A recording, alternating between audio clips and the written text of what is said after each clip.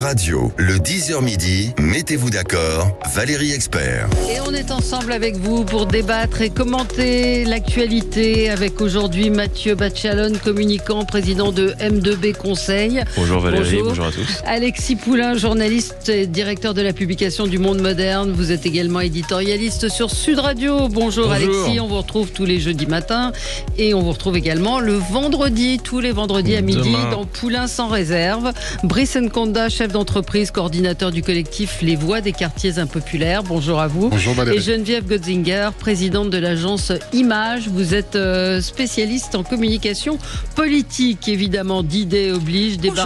Débarquement sans les Russes. Évidemment, ça coince un peu, mais on peut comprendre aussi l'absence du président Poutine. On va en parler. Faut-il accorder pour autant de place à Zelensky? Faut-il envoyer des instructeurs militaires en Ukraine? Beaucoup de sujets évidemment autour de l'Ukraine et de ce D-Day. On va parler des européennes. Est-ce qu'on a assez parlé d'Europe finalement? Le débat sur la fin de vie qui n'a pas pris auprès des Français. Beaucoup de sujets avec vous ce matin. On va commencer avec vos coups de cœur, vos coups de gueule. Alexis Poulain. Eh bien, c'est la rallonge de 2,7 millions d'euros pour payer des top artistes pour performer à la cérémonie d'ouverture des JO. Le nom de Céline Dion a été avancé. Alors, elle a du mal à chanter en ce moment. Et Aya Nakamura, bien sûr, on se rappelle déjà les polémiques qui sont passées. Alors, c'est de l'argent public, donc ça part comme ça, 2,7 millions. Ça s'ajoute aux millions qui ont été déversés pour rendre la Seine baignable. Même si on a appris récemment que malheureusement les eaux usées à Conflans-Sainte-Honorine se déversaient dans la Seine. La facture des JO, j'attends avec impatience après les JO. Vous êtes un peine à jouir. Absolument. Absolument. Écoutez, ces jeux, je les trouve, c'est formidable. C'est la célébration, le sport, la liesse, etc. J'assume aussi. Mais à un moment, stop. Ouais. Voilà. Donc c'est 2,7 millions. Alors on a appris que c'était 2 millions pour Céline Dion, 700 000 pour Aya Nakamura dans le détail. Pas cher pour Aya Nakamura quand même. Non, c'est. Mais alors, moi ce qui m'étonne, c'est pour l'organisation du concert où il y a le cachet également. Le cachet de l'artiste. Au JO, on chante pas gratuit justement pour célébrer le sport, parce que moi je pense à tous ces bénévoles qui sont là parce qu'ils aiment le sport et les JO. Est-ce que là il n'y a pas un truc un peu bizarre quand même de se dire pourquoi ces gens-là seraient payés autant avec en plus la pub que ça leur fait d'être à l'ouverture des JO? Je ne sais pas. Brice Nkonda, ça vous inspire quoi? Ça m'inspire que là, on parle de 2,7 millions. Bon, effectivement, ça peut sembler être une somme importante, mais à l'aune de l'ampleur des jeux qui ont coûté des milliards, c'est peanuts. En revanche, je me demande s'il y a déjà des jeux qui sont restés dans l'enveloppe budgétaire en termes de préparation, d'investissement. Jamais. Aucun. C'est impossible. Donc après, peut-être que le sujet qui se pose, c'est on construit des infrastructures, etc. Qu'est-ce qui va rester pérenne dans le temps pour lesquels les habitants pourront profiter? 2 millions et pour ça, des effectivement, concerts. ça va pas être pérenne. Donc je pense qu'il faut traquer justement. Il faut justement... penser par rapport aux bénévoles, se dire, est-ce que ces artistes pourraient pas faire un effort Voilà. Mais justement, il faut traquer ces dépenses qui ne seront pas pérennes, où effectivement on peut considérer qu'on dilapide de l'argent. Est-ce qu'ils ne peuvent pas faire un effort compte tenu de tous ceux qui vont travailler bénévolement pour les JO? Voilà, c'est tout. Pourquoi ils travailleraient bénévolement? Mais pourquoi il y a des bénévoles alors? Oui, c'est vrai. Je ne sais pas s'il y a beaucoup de bénévoles. Il y en a beaucoup, mais il y en a beaucoup. Non, la question, pour rejoindre ce que disait Brice Nkonda, c'est de se poser la question, compte tenu du déficit budgétaire, compte tenu de l'état de nos services publics, c'est-à-dire que tout cet argent, est-ce qu'il n'y a pas un moment où il faut faire un choix? C'est-à-dire communier ensemble sur les Jeux Olympiques. Moi aussi, je suis très gna-gna-gna et peine à jouer, mais il y a un moment, quand vous voyez que vous ne pouvez pas passer une IRM dans un hôpital public, vous vous dites que peut-être que cet argent-là, oui, il y a un moment, on ne s'amuse pas, on aide le pays. Geneviève, non, vous êtes... Non, moi je trouve normal que des artistes soient payés pour faire une prestation. Ça là, j'élargissais aux Jeux Olympiques en général. Sur les Jeux Olympiques, moi je suis quand même très étonnée qu'il y ait des épreuves en plein Paris. Ça, c'est un autre sujet. C'est un autre sujet. J'ai jamais vu ça nulle part. On peut faire des épreuves place de la Concorde. Si vous voulez stériliser une capitale pendant 4 mois, comme c'est le cas, ça me semble complètement délirant. Voilà, maintenant, sur le fait que les artistes soient payés, ça me semble assez logique. Et ils n'ont pas besoin de ça. Enfin, Céline Dion n'a pas besoin de ça pour assurer sa notoriété. Non, vous disiez ça va assurer sa notoriété. Elle est déjà suffisamment... qu'elle n'a pas besoin de ça non plus, vous voyez. Donc à un moment, bon. Oui, mais enfin, chacun d'entre nous travaille payé quand même. Moi, je suis pas d'accord de travailler bénévolement. Avec Alexis, c'est qu'il y a un double discours entre les 2,7 millions. Très bien, moi je suis d'accord qu'ils soient payés. Et par contre, on va dire à tous les jeunes qui vont être impliqués dans ces JO qu'il faut faire un effort, qu'il n'y a pas d'argent, qu'ils vont être bénévoles. Moi, ça me choque ce deux poids deux mesures entre d'un côté les artistes pour qui il y a de l'argent, pourquoi pas, et les jeunes qui eux doivent travailler gratos. Non, je suis désolé, c'est soit l'un, soit l'autre, soit les deux. Moi, la question, c'est les Jeux Olympiques, c'est effectivement la perte économique pour beaucoup de commerçants. Des restaurants qui vont fermer. Des restaurants qui vont fermer. Ça aurait dû être le contraire, Valérie. Bien sûr. Ça aurait dû être le contraire. Sauf que l'association, j'ai vu aussi que l'association des restaurateurs qui sont en bord de Seine vont aussi être fermés. Donc c'est. En fait, ce qu'on comprend pas trop, c'est le processus de décision. En fait, on sait qu'il y a le comité olympique, enfin le COJO avec à sa tête Tony Estanguet. Mais lorsqu'on lit la presse, on comprend quand même en filigrane qu'une grande partie des injonctions et des décisions sont prises à l'Élysée. On sait que l'organisation de la parade sur la Seine, c'est une volonté du président de la République. On comprend à demi-mot, notamment dans l'article du Canard enchaîné, que cette prestation à 2,7 millions, c'est aussi le président de la République. Voilà, on a l'impression un petit peu Qui se mêle de tout.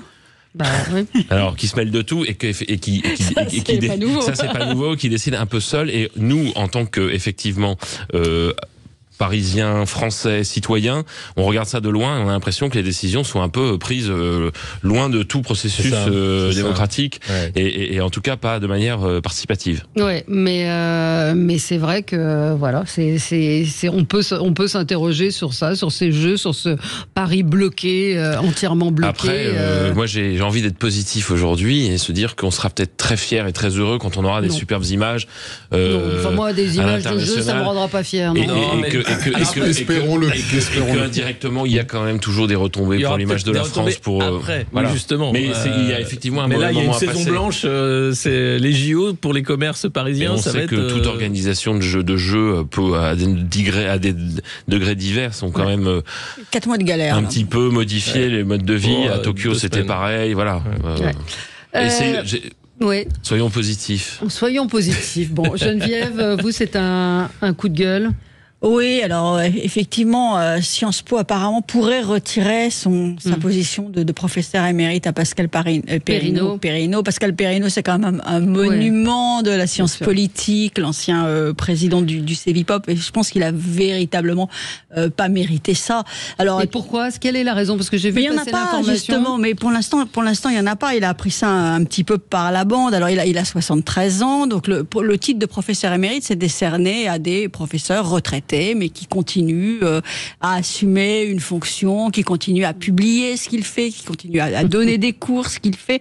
Et finalement, ça salue d'une manière générale une contribution apportée sur l'ensemble d'une œuvre. C'est vraiment, il rentre parfaitement dans ce cadre. Donc je pense qu'en revanche, ce dans quoi il ne rentre pas, c'est peut-être dans la dérive actuelle woke de Sciences Po. Mais Sciences Po a quand même toujours été une école du pluralisme, enfin une école et du débat. C'est le principe de l'Institut d'études politiques de Paris.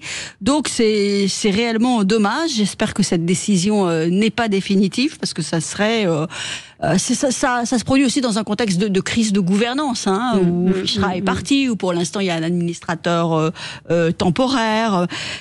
Mais effectivement, Pascal Perrineau n'incarne pas la dérive woke actuelle de l'école, mais il y a en revanche toute sa place. Il y a en revanche toute sa place. Et c'est une décision définitive ou c'est... C'est une décision du Conseil scientifique pour l'instant. Donc, Conseil scientifique. Sérieux ? C'est quoi cette histoire ? Qui est au Conseil scientifique ? Parce que virer Perrineau de Sciences Po, il lui renouvelle pas sa qualité de professeur émérite. Il est viré, quoi. Ça veut dire qu'il est viré, très clairement. Je vois qu'il dénonce dans le Figaro de ce matin une chasse aux sorcières, et on sait qu'il avait publié un essai qui s'appelle Le goût de la politique, d'ailleurs, que je recommande, qui est très intéressant au mois de mars, et à l'issue des... Qui a eu le prix, exactement, tout à fait. Qui Odile Jacob. Et lors de la promotion, comme on dit, du livre, effectivement, il avait pointé ce que disait Geneviève, les dérives, appelons-les woke, en partie, oui, tout à fait, on l'a vu au moment des événements qu'il y a eu à Sciences Po. Il avait condamné ces blocages. Il avait condamné l'absence de pluralisme et le sectarisme grandissant à Sciences Po. Voilà, est-ce que c'est une victime? Il est la victime collatérale de ces propos. C'est vrai que le timing est assez troublant. Ouais. Allez. Mais il y a un problème de gouvernance à Sciences Po depuis des années. C'est sûr que. Alors, un auditeur me signale qu'Emmanuel Macron est en retard pour les cérémonies de commémoration. Il était à la bourre. Il était coincé sur le périph', fermé? C'est possible, absolument. Bon, notre ami Christian de Villeneuve nous dit soyez positifs, ça arrive une fois par siècle. Et je trouve que c'est une excellente idée que les épreuves se déroulent dans les plus beaux endroits de Paris, qui va être la capitale du monde pendant 15 jours.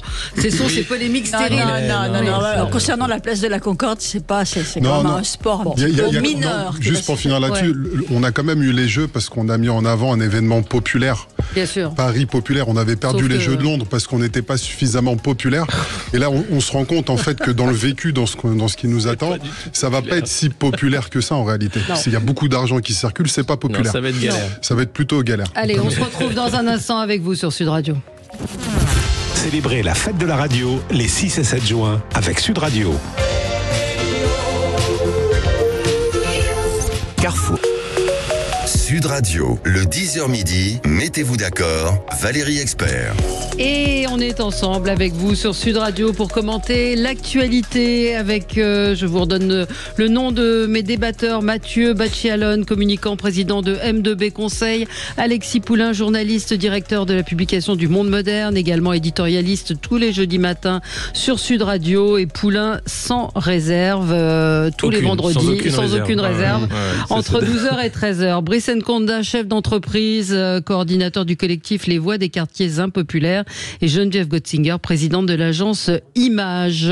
Alors, débarquement sans les Russes, faut-il envoyer des instructeurs militaires en Ukraine, la visite de Zelensky à Paris, bref, beaucoup de sujets encore avec vous. On a beaucoup parlé des Jeux Olympiques. Vous nous conseillez pendant la pub, pendant le journal, Alexis, un film sur Netflix qui s'appelle Sous la Seine. C'est une sorte de Dents de la Mer non, improbable. C'est un énorme navet, mais impressionnant au premier degré, sur un requin qui s'est modifié génétiquement et qui traque une scientifique et qui tombe dans la Seine pendant une épreuve de triathlon avant les JO. Voilà, c'est à voir. Vous l'avez regardé?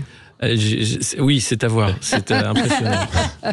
Surtout, là, je vais pas le spoil de la fin, mais plus ça va, plus c'est improbable. Donc ça s'appelle Sous la Seine, et il y a un auditeur, Stéphane, qui a adoré. Il m'a dit qu'il avait adoré. Donc, écoutez, c'est. Non, c'est à voir. C'est à voir. C'est à voir. C'est un ovni. C'est un ovni. On a fait.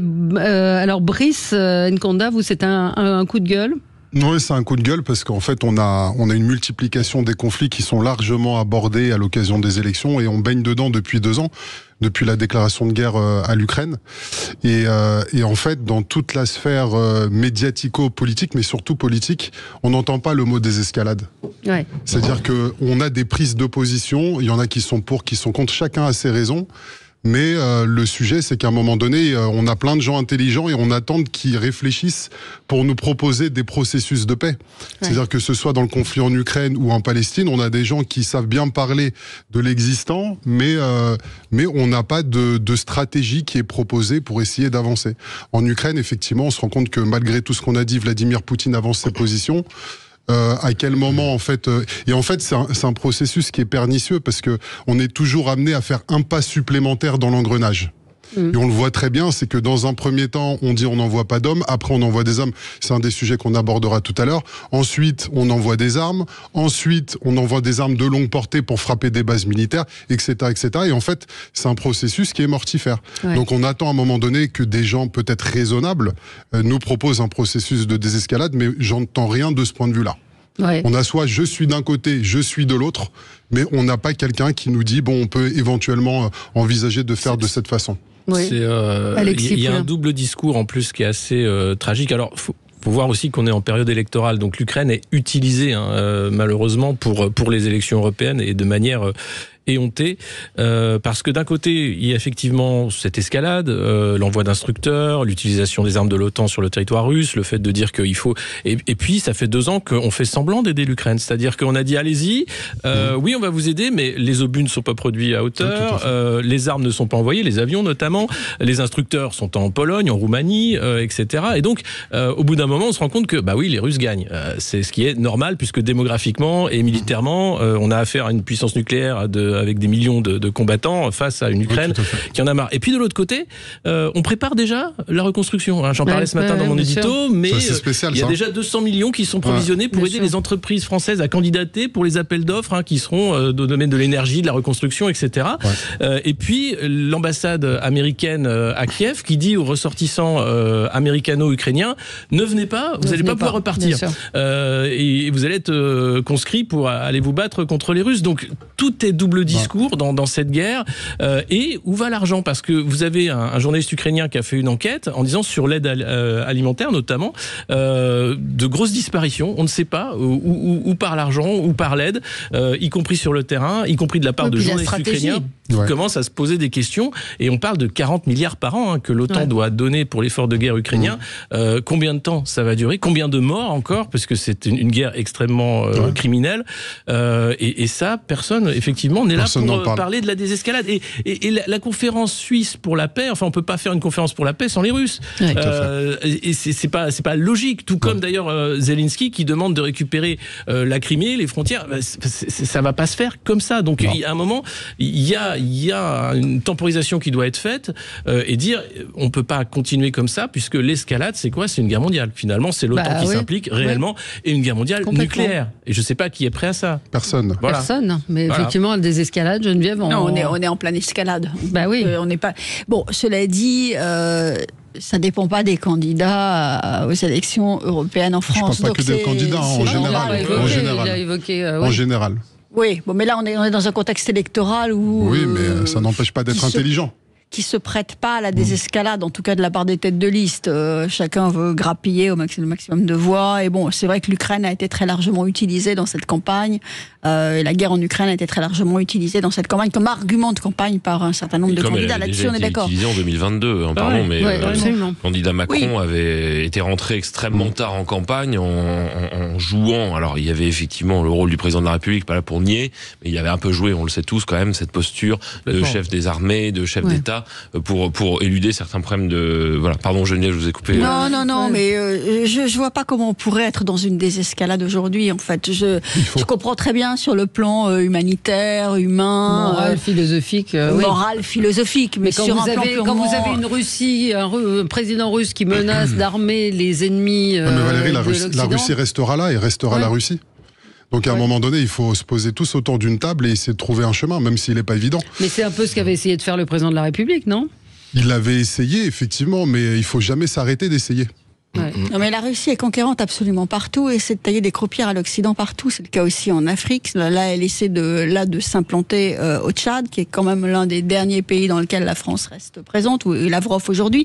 Donc la Russie est elle-même dans une posture extrêmement aujourd'hui conquérante et très offensive. Je ne le nie pas, Donc on a quand même face à nous un Vladimir Poutine qui est un adversaire, soyons clairs, et qui est qui même se situe potentiellement comme un ennemi et qui n'a pas d'état d'âme de désescalade. C'est-à-dire que vous avez face à vous quelqu'un qui n'est pas forcément dans une envie de négociation. Il a quand même hier, face à des journalistes de la presse internationale, dit qu'il n'avait aucune intention d'attaquer l'OTAN et que c'était de la connerie de raconter ça. Mais il n'a jamais eu il n'a jamais déclaré avoir l'intention d'attaquer un pays de l'OTAN.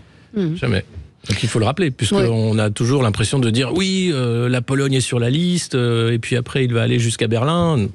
C'est n'importe quoi. Mais pourquoi s'arrêterait-il à l'Ukraine en fait? Si une fois que l'Ukraine serait tombée, pourquoi s'arrêterait-il là? Mais il veut même pas faire tomber l'Ukraine, je crois. On n'en est même pas là. C'est une guerre vraiment de territoire sur le principe d'un pays neutre, d'une zone tampon en fait entre l'OTAN et la Russie. En tout cas, moi, c'est ce que j'ai entendu. Mais quand il menace d'armer les pays ennemis de l'Occident pour les frapper... Il fait un ça pas contribue vers de l'escalade, en fait. Ça contribue de l'escalade. Mais il ne faut pas faire preuve de naïveté quand même non plus de notre côté. Exactement. On n'est pas face, c'est une guerre de position. On n'est pas non plus face à un enfant de cœur. C'est sûr. Absolument. Et on ne peut pas se permettre de faire trop de concessions non plus face à un adversaire qui est un adversaire et qui lui n'en fait aucune et qui est, je suis d'accord avec Geneviève, quand même dans plutôt une approche expansionniste. C'est sûr, mais il y a quand même un décalage entre les mots qui sont prononcés par nos politiques et la réalité de la guerre. C'est-à-dire que le problème, la politique, c'est évadé dans des éléments de communication. Sauf que la guerre te rattrape et te met face à la réalité. C'est vrai que le contexte des élections européennes n'aide pas pour apporter un peu de rationalité et d'avancer parce que là, c'est quand même la foire aux déclarations à l'emporte-pièce de candidats candidats qui n'auront aucune marge de manœuvre et qui ne pourront rien faire sur ce sujet, mais qui, c'est le concours Lépine des fausses bonnes idées. C'est pas leur job. Hein. Non. Allez, on se retrouve dans un petit instant. On va parler du D-Day, du débarquement. À tout de suite. Sud Radio, votre avis fait la différence. Vous êtes auditrice de Sud Radio depuis longtemps ou pas ? Depuis plusieurs années, depuis que je me suis rendu compte qu'on ne nous disait pas tout à la télévision. Sud Radio, parlons vrai. Sud Radio, le 10h midi, mettez-vous d'accord, Valérie Expert. Avec vous sur Sud Radio pour commenter l'actualité. L'actualité, évidemment, c'est le D-Day, c'est l'hommage qui est rendu ce matin au 80e anniversaire du débarquement. Alors Mathieu Bachelon, vous aviez un coup de cœur. Je voulais parler un pas de côté, mais qui est lié au D-Day. Vos confrères du Parisien font leur une aujourd'hui sur les mariés du D-Day. Absolument. Les mariés du D-Day, je crois que c'est Harold, je vais vérifier, je ne veux pas me tromper. Harold et Jeanne. Harold, il a 100 ans, Jeanne a 97 ans. Et samedi, il se marie à 40 ans. Dans la Manche. Et Harold est un jeune Américain originaire du Bronx qui s'était engagé volontaire dans les années 40 et qui fait partie des combattants de la liberté, venus d'Amérique et d'ailleurs, comme aurait dit Dominique de Villepin, qui ont débarqué donc le 6 juin au petit matin sur les plages du débarquement. Et je trouve cette histoire formidable parce que il revient 80 ans après sur les lieux où il a perdu tant de camarades et il raconte, l'interview dans Le Parisien est formidable. Il raconte que c'était pas un jour de joie pour eux le 6 juin. Il y a eu énormément de pertes. On le voit très bien dans certains films. Le jour le plus long a été rediffusé il y a 2 jours et on voit effectivement que certains ont mis le pied sur la terre de France et ont été abattus au bout de 10 secondes. Et c'est ça aussi le 6 juin. Et de voir cette personne qui a traversé les époques et qui vient se marier aujourd'hui dans cette petite église au fin fond de la France profonde, je trouve ça merveilleux et c'est un beau signe d'espoir et qui nous relie vers le passé et vers ces combattants qui sont de moins en moins nombreux et auxquels nous pouvons nous souvenir aujourd'hui avec émotion et gratitude. 80 ans après, c'est effectivement une date importante, c'est ce que vous disiez. On a eu 80 ans sans guerre. Exactement. Et puis on est quand même sur les derniers témoins de cette guerre. C'est-à-dire qu'il y a une mémoire aussi qui se perd. Et nous, les générations qui sommes nées dans la paix et qui veulent y rester, il y a quand même cette perte de mémoire et il y aura quand même une perte de transmission. Donc il faut encore en profiter pour faire témoigner toutes ces personnes. Ouais. Il y avait un sondage, IFOP fiducial pour Sud Radio. Quelle est la nation qui a le plus contribué à la défaite de l'Allemagne? Les États-Unis arrivent en tête avec 60% d'opinion et 25% pour la Russie, 15% pour la Grande-Bretagne. C'est assez intéressant parce que ces sondages avaient commencé, je pense que Frédéric Dabil a dû le rappeler ce matin, en 45. Les États-Unis, c'était 20% d'opinion qui avaient le sentiment que c'était les États-Unis qui avaient le plus contribué. C'est intéressant. Et l'URSS, 57%. Et j'ai lu un article qui disait que le général de Gaulle, au démarrage, refusait de fêter le 6 juin parce qu'en fait, il n'avait pas été prévenu de toute l'opération militaire. Et en fait, dans les pourcentages que vous indiquez, on oublie de se citer nous-mêmes. Oui, absolument. Oui. Il y a ça, il y a l'effondrement du Parti communiste en France, puisque il y a plus ce poids, non pas uniquement électoral, mais culturel, où le Parti communiste était très implanté dans plein d'endroits et rythmait la vie de milliers de familles. Et il y a aussi la bataille culturelle, le fait que les petits Français et plusieurs générations nous avons été biberonnés. Je citais Le jour le plus long, mais par le cinéma américain. Bien sûr, le soft power. Et le soft power, c'est ça aussi, c'est-à-dire d'avoir ensuite une vision qui est, on va le dire, biaisée, puisque certes, les Américains ont bien évidemment libéré la France, mais on en reparlera sûrement tout à l'heure, mais il ne faut pas oublier quand même le sacrifice énorme de l'URSS et de l'armée rouge qui a en grande partie aussi libéré l'Europe. Certes, pas les mêmes territoires, mais rappelez quand même que sans l'armée rouge... C'est pas les mêmes territoires. C'est pas les mêmes territoires, mais que sans l'armée rouge, la libération de l'Europe n'aurait pas été n'aurait pas eu lieu. On aurait bien aimé qu'il n'y ait pas le pacte germano-soviétique avant aussi. Ça, c'est une autre histoire, mais vous avez raison. L'armée était pas prête au début, mais c'est vrai que la Russie est le pays qui a payé le plus lourd tribut pour la Seconde Guerre mondiale, plus de 21 millions de morts civils et militaires. Et sans le front de l'Est, c'est sûr que l'Allemagne et les nazis auraient pu rester longtemps en Europe. Les États-Unis sont arrivés plus tard dans la guerre, et le débarquement, c'est pas seulement les États-Unis, c'est les Canadiens, les Australiens, les Anglais, les Français aussi, commando Kiefer, des Français sous uniforme anglais, et bien sûr la résistance française. Et De Gaulle, c'est vrai, avait refusé à plusieurs reprises de commémorer ce débarquement. Il préférait le débarquement de Provence, puisque là c'était les forces françaises. Et puis ce problème aussi, il voyait ce débarquement comme une volonté de mettre la France sous tutelle, avec l'AMGOT, avec déjà un gouvernement de gestion qui allait être mis en place, comme en Allemagne, quasiment, pour faire de la France un pays sous tutelle. Et il faut rappeler quand même les efforts incroyables du général de Gaulle pour faire de la France une grande puissance, avec un siège au Conseil de sécurité de l'ONU, avec la dissuasion nucléaire, avec une voix aussi qui était singulière dans le concert des nations, c'est-à-dire que la France ne s'alignait pas sur les États-Unis. Tout ça est mis à la poubelle aujourd'hui, et on célèbre les États-Unis, grands libérateurs qui ferment le périph' pour envoyer Joe Biden et faire une magnifique commémoration. Non mais moi j'étais au débarquement en 2004, c'est poignant effectivement de voir les cimetières militaires et ces vétérans qui sont là, qui reviennent sur ce lieu de massacre, puisque les populations civiles comme les militaires ont payé très cher, mais il faut pas oublier la complexité réelle en fait, et dans le jeu des nations, on oublie aussi comment la dénazification de l'Europe s'est arrêtée rapidement. Il faut savoir que dès 1948, les forces d'occupation en Allemagne ont arrêté de chercher les nazis, ils ont cherché les agents soviétiques, et donc il y a cette mentalité de la chasse aux soviétiques qui est toujours là, on se rend compte, on voit la Russie comme l'URSS, et c'est un vrai problème, puisque la Russie n'est plus l'URSS, et la Russie c'est pas Poutine, et donc on ne peut pas comme ça gommer l'histoire parce que un dirigeant aujourd'hui a choisi d'attaquer l'Ukraine et dire que ce pays-là maintenant est un pays paria, et oublier les souffrances de ce pays-là. Moi, ça c'est cette approche manichéenne qui est toujours problématique. Mais qu'est-ce qu'il aurait fallu faire? Est-ce que vous pouviez inviter un responsable? Ils ont renoncé. Il devait y avoir l'ambassadeur de Russie, le ministre des Affaires étrangères. On avait même imaginé une sorte de représentation, mais ça paraît compliqué. Ça paraît compliqué. Avec le président Zelensky. C'est un choix aussi d'inviter le président Zelensky. Ça c'est encore autre chose. C'est un choix particulier, puisque je pense que on peut très bien ne pas inviter la Russie, mais inviter Zelensky dans le même temps, c'est un peu. C'est humiliant. C'est doublement humiliant.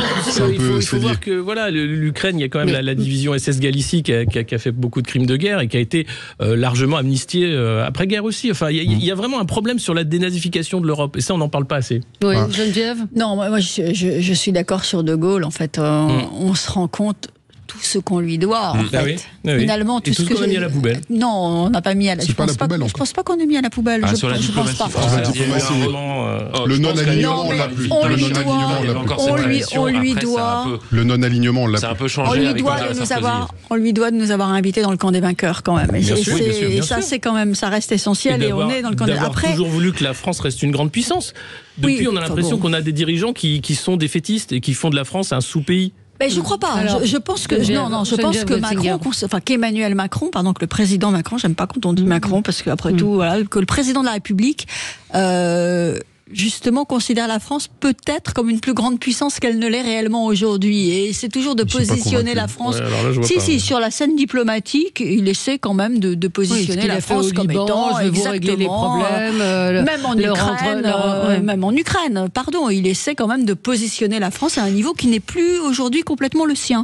Donc ça, non. Si, c'est une réalité dans la posture, dans le positionnement. Je pense qu'en fait, on peut avoir cette posture-là quand elle est stratégique et pérenne dans le temps, sauf qu'on voit qu'il change tout le temps son fusil d'épaule.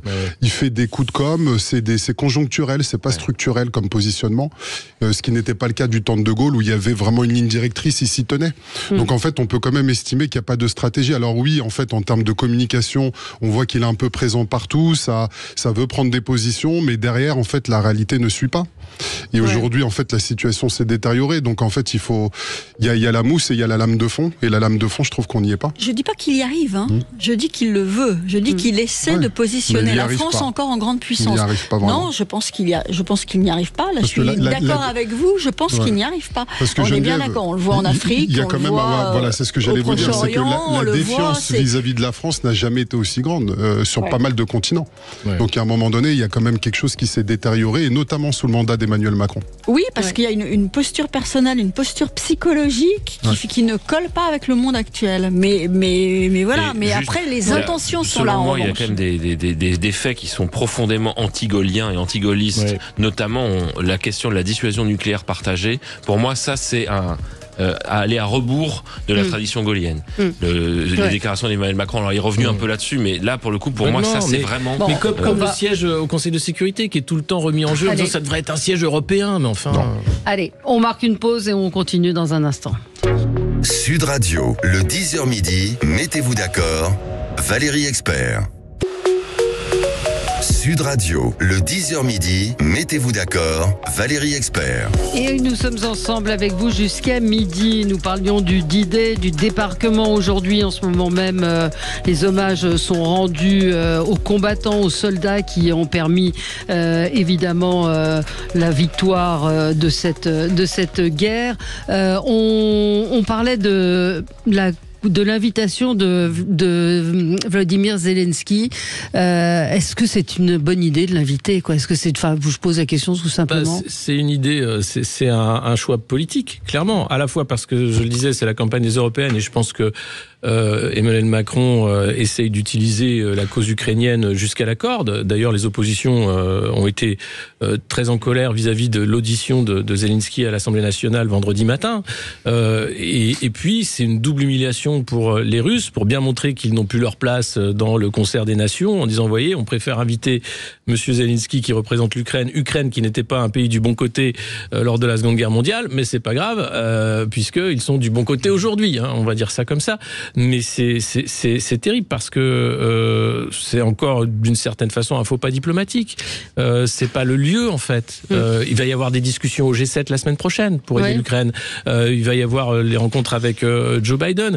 Et puis la vraie question, c'est, moi j'en peux plus de ce discours hypocrite en réalité, où à la fois on prône l'escalade, on aide l'Ukraine sans l'aider, Ukraine qui attend toujours des obus, des avions, etc. On le fait sans le dire. On le fait sans le dire, et puis en parallèle, oui, non mais attendez, en fait c'est pas ce que je voulais dire, oh là là, non mais c'est quoi ça? Soit on cherche une solution de paix et la désescalade, soit on annonce une troisième guerre mondiale, mais on arrête l'entre-deux. Le choix il est vite fait. Voilà, le choix est vite fait. Moi je pense que je suis suis pour la paix. Et les instructeurs qui vont vraisemblablement être envoyés déjà là, apparemment, certains pour apprendre aux soldats ukrainiens à se servir des armes qui leur ont été livrées.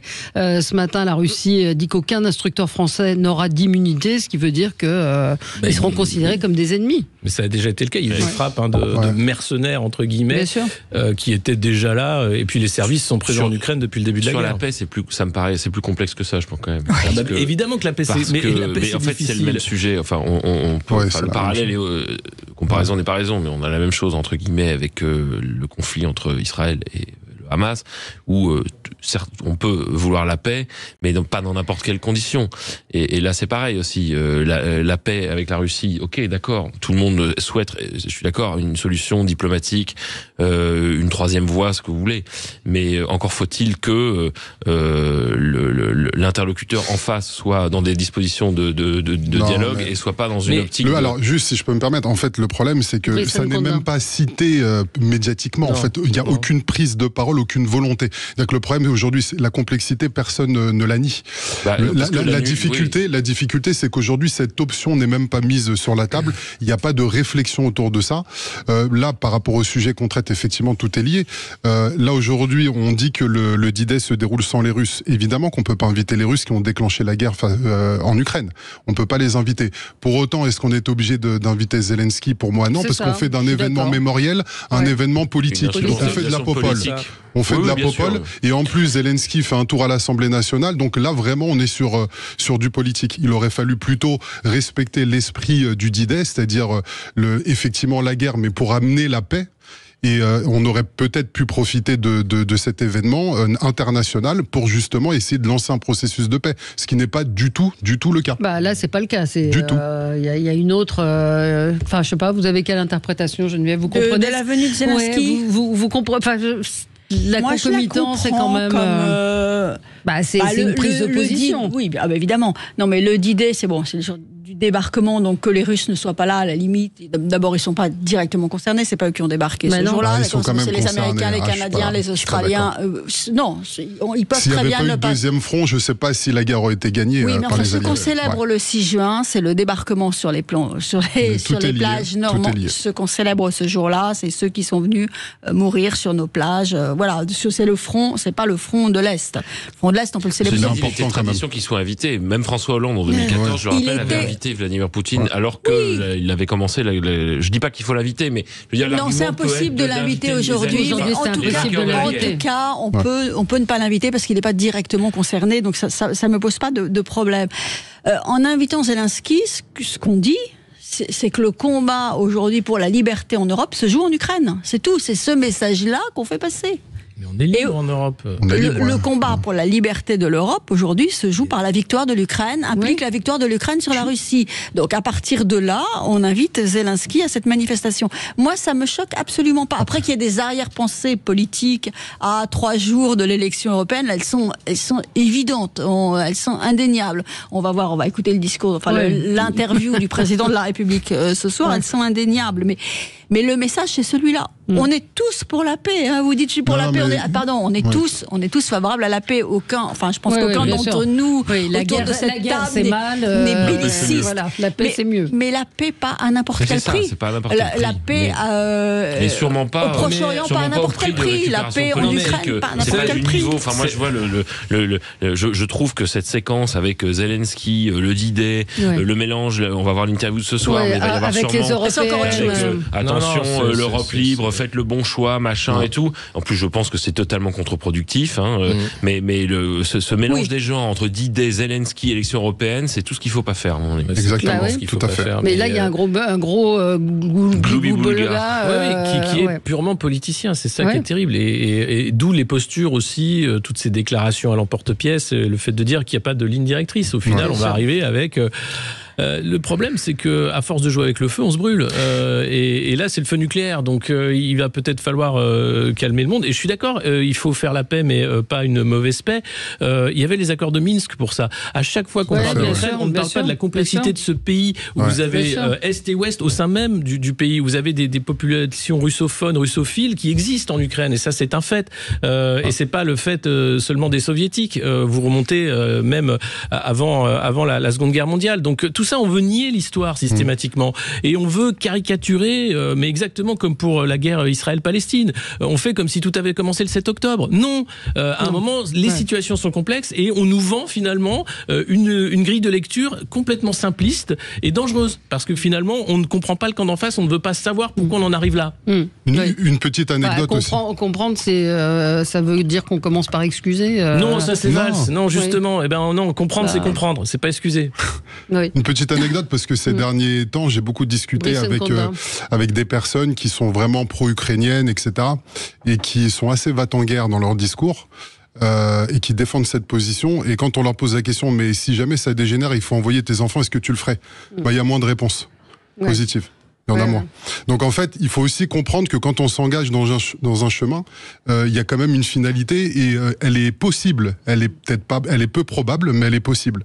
Donc quand on parle de désescalade, effectivement, la guerre c'est pas bien, la paix c'est mieux. Mais il faut quand même, au-delà de la boutade, il faut quand même essayer de réfléchir sérieusement à la paix. Et réfléchir aux conséquences des propos d'estrade ou de plateau. Exactement. Tout à fait. Exactement. On va marquer une petite pause. On se retrouve dans un instant. On peut parler quand même de la dernière ligne droite des européennes. On n'en peut plus. On n'en peut plus. Il faut que ça s'arrête. Quelle belle campagne ça a été quand même. Quelle belle campagne, absolument. Allez, à tout de suite. Sud Radio, le 10h midi, mettez-vous d'accord, Valérie Expert. Votre voiture mérite ce qu'il y a de... Sud Radio, le 10h midi, mettez-vous d'accord, Valérie Expert. Oui, il est temps que ça se termine, cette campagne des européennes. Non, moi j'aime bien. Cela dit, j'entendais ce matin un auditeur, Jean-Jacques Bourdin, qui disait qu'il était au courant de rien. C'est ça. Et j'ai pris moi hier aussi un chauffeur de taxi qui m'a dit qu'il allait aller voter mais qu'il connaissait personne. Donc 38 listes. Donc il y en a 38 listes. Oui, vous aviez envie de vous moquer des petites listes. Ah non, moi j'ai pas envie de me moquer des petites listes. Je trouve qu'au contraire, ça montre une vitalité démocratique qui est à saluer. Le problème, c'est le jeu médiatique qui fait. Enfin, je sais pas si vous avez regardé vaguement le débat de mardi soir, mais c'était en seconde partie de soirée avec ce qu'on appelle les petites listes qui n'ont pas le droit à la parole. Et c'est assez terrible parce qu'en réalité, dedans, vous avez quand même des gens qui ont fait de la politique, comme Philippot, comme Asselineau aussi, qui a fait quelques trucs. Mais visiblement, c'est compliqué. La Roturou, évidemment. Mais il y a 36 listes, comment voulez-vous? Je suis d'accord, mais c'est pas une question des listes, c'est une question aussi tout au long de l'année d'avoir des voix un peu différentes, Nathalie Arthaud ou autres, qui pourraient dans les médias dire qu'il y a d'autres façons de penser, d'autres façons aussi d'avoir une grille de lecture politique sur le monde. Là, on voit qu'on s'enferme dans un truc entre le parti unique contre le Rassemblement national. Systématiquement, quelle que soit l'élection, présidentielle, vous allez avoir les municipales, ça va être pareil, les jeux d'alliance face au RN, etc. On peut pas rester enfermé là-dedans. À un moment, il faut quand même sortir et dire quel est l'enjeu de l'élection européenne. C'est l'avenir de l'Europe. Le problème, c'est que la mécanique aujourd'hui, elle est implacable. C'est-à-dire que les 40 dernières années, il y a eu des sujets qui n'ont pas été traités. La colère a augmenté. La population s'est radicalisée à l'extrême gauche ou à l'extrême droite. Et en fait, cette dynamique, elle est implacable. Jordan Bardella, en fait, il a juste à accueillir, à se baisser, à ramasser. Et pareil du côté extrême gauche. Donc aujourd'hui, on est effectivement dans ce manichéisme entre l'extrême centre et l'extrême droite, notamment. Et comment en sortir? On voit des candidats comme Glucksmann, comme Bellamy, qui représentent finalement un peu l'ancienne gauche et l'ancienne droite. Peut-être que ça peut donner un vent frais et ça préfigure de ce qui pourrait arriver après les élections européennes. Parce que là, maintenant, le sujet, c'est plus que se passera-t-il après les élections européennes que pendant, puisque les résultats, on les connaît plus ou moins. Peut-être le seul enjeu, c'est est-ce que Glucksmann va dépasser Hayet. Oui, on sait pas. Je voulais vous faire écouter quand même sur les petits candidats. C'est Quotidien qui a fait une petite compilation de leurs interventions. Vous savez qu'ils avaient que 7 minutes, 8 minutes pour s'exprimer. Écoutez. Mais ça, c'est pas drôle. Écoutez. Bah oui, mais si. Une belle exposition sur France 2, mais beaucoup ont préféré utiliser leur temps de parole pour se plaindre. Temps de parole, il y a un sujet démocratique, tout le monde le sait, c'est un scandale. Il faudra supprimer l'Arcom, qui est une foutaise. On n'a même pas 1 minute pour en discuter. Allez-y, faites-le. Non, même pas 1 minute. Qu'est-ce que ça veut dire, ça? Il faut enchaîner les mots, etc., etc. Pas du tout, il faut conclure. On peut pas s'expliquer. Non, il faut pas conclure. C'est un scandale, la façon dont se déroulent ces élections européennes, où on vient 5 jours avant le scrutin nous demander notre avis à 23h lorsqu'il n'y a plus personne. Exactement. Je représente... Pas grand-chose, 1,17% aux dernières européennes. Voilà, enfin, ils ont perdu chacun 2 minutes sur leur 8 minutes. Ils ont eu raison, je pense. Ils ont raison de le dire, parce que le débat démocratique mérite mieux que ce principe de l'équité qui est toujours donner la parole à ceux qui ont déjà la parole. Moi, je trouve que c'est scandaleux de voir qu'il y a ce plafond de verre et que si vous voulez faire de la politique, finalement, vous avez le choix de quelques écuries, mais vous pouvez pas faire... Mais le truc, c'est que sur les 38 listes, il y a quand même, des branques et des abrutis. Donc, pardon de le dire comme ça. Mais alors, vous faites quoi? Vous donnez le même temps de parole à tout le monde, vous laissez... Non, mais là, il n'y en a pas eu du tout, Valérie. Vous avez une liste qui incite, qui soutient le Hamas très clairement, et qui incite carrément, non, mais il y a des lois, qui sont là. Oui. Le problème, c'est l'animation du débat public et notamment du débat démocratique. De la diversité. Mais alors vous faites quoi, Geneviève, vous qui avez été patronne de chaîne? Moi, je fais ce qui a été fait. Moi, les gens qui ne représentent rien. Moi, je suis pas du tout d'accord avec ce que vous dites. Il y a des gens qui ont une représentativité, des partis qui sont représentés à l'Assemblée nationale. Mais parce qu'ils sont poussés par les médias. Oui, bien sûr. Il y a quand même ce sujet-là. C'est un peu le cercle vicieux, c'est-à-dire l'œuf et la poule. Et juste après, c'est surtout les médias et sur la base de sondages d'opinion. Oui. On a ici d'excellents sur Sud Radio, notre ami Frédéric Dabi. On ne va pas remettre en cause leur travail, mais la question, et ceci dit, peut être légitime de la part de la salle, sur le poids de plus en plus grandissant un sondage, c'est une photographie à un temps donné. Donc on ne peut pas accuser le sondeur de faire cette photographie. C'est la façon dont on l'utilise. Et pour le coup, certains médias, il est vrai, font une utilisation abusive des sondages. C'est-à-dire qu'en gros, Est-ce que l'opinion va réagir par rapport à des faits politiques et ça va se retrouver dans les sondages, ou est-ce que l'opinion va être façonnée déjà en amont par les sondages? Permettez-moi d'en douter un petit peu. C'est comme Roland Garros, en fait. Il y a de temps en temps des joueurs qui sortent des qualifs. Donc on arrive à les voir, tandis que là, en fait, pas de possibilité pour avoir... Regardez, on le voit. Bardella, par exemple. Bardella, c'est quand même le symbole absolu. Bardella fait pas forcément une excellente campagne. On l'a vu en difficulté sur pas mal de plateaux. Et ben pourtant, le score de Bardella dans le sondage, ça ne bouge pas. C'est-à-dire que dans un autre sens, on parlait de Bellamy. Il fait plutôt une belle campagne. Il fait plutôt une belle campagne. Il est combatif et ça monte pas forcément. Donc, mais parce qu'on n'a pas parlé d'Europe non plus tellement. On a eu quand même. J'ai l'impression. Pas tant que ça, mais le rôle des sondages, à mon avis, est à questionner dans la représentativité et dans la façon dont le paysage politique peut se faire et est repris médiatiquement. Non, c'est pas nouveau, ça. Non, c'est pas nouveau. Non, mais je trouve que c'est de plus en plus accru. Mais ce que dit Frédéric Dabi, c'est que les gens, globalement, ce vote va être un vote de sanctions contre Emmanuel Macron, plus que pour l'Europe. Bien sûr. Donc à partir de là... Mais c'est d'autant plus un vote de sanctions qui se met en scène et qui accapare le terrain. Et il nationalise complètement cette campagne et il impose des thèmes. Il impose un thème national, effectivement, contre lui. Donc à partir de là, ça va être contre lui. Et la question, ça va être ensuite, qu'est-ce qu'il fait de ça? Voilà. Qu'est-ce qu'il fait de ce vote négatif à son encontre? Est-ce que ça a des conséquences ou pas sur notre vie politique à partir du 10 juin? C'est la question qu'on peut tous se poser dès maintenant. Il y aura zéro conséquence. Il faudra attendre les prochaines élections. Il y aura une conséquence au Parlement européen. C'est sûr qu'il y aura une conséquence au Parlement européen. Mais la vitalité de la vie politique, machin, enfin, c'est un peu pas une tarte à la crème. C'est important, Valérie, c'est important ça. C'est important. Enfin, je sais pas, oui. Je vois pas. 36 listes, vous avez un parti néofasciste. Vous avez un parti néofasciste. Oui, mais Valérie, en fait, n'importe qui peut monter une liste. Oui, mais ce que je veux dire, c'est qu'il y a quand même des lois qui régissent, comme l'a dit Alexis, la façon dont on se présente et les idées qu'on peut défendre, si elles sont légales ou pas, même les idées. Donc ça, il y a quand même des lois qui encadrent. Et en fait, ça part d'un principe qui, à mon avis, est faux, c'est de dire que en empêchant l'expression de cette idée, en fait, on la combat. En fait, on la nourrit. Parce que dans les réseaux, etc., ça continue. Je préfère qu'une libre expression et qu'à la limite ce soit condamné publiquement. Le fait de le dire et de combattre avec des contradicteurs, ça aide à détruire une idée. Par contre, quand c'est sur les boucles des réseaux sociaux avec les algorithmes, cette idée-là, elle se nourrit et après, il y a plein de gens qui votent pas et en réalité, le débat, il n'est pas traité en plein jour devant tout le monde avec une analyse critique. Et ça, c'est un problème. Ouais.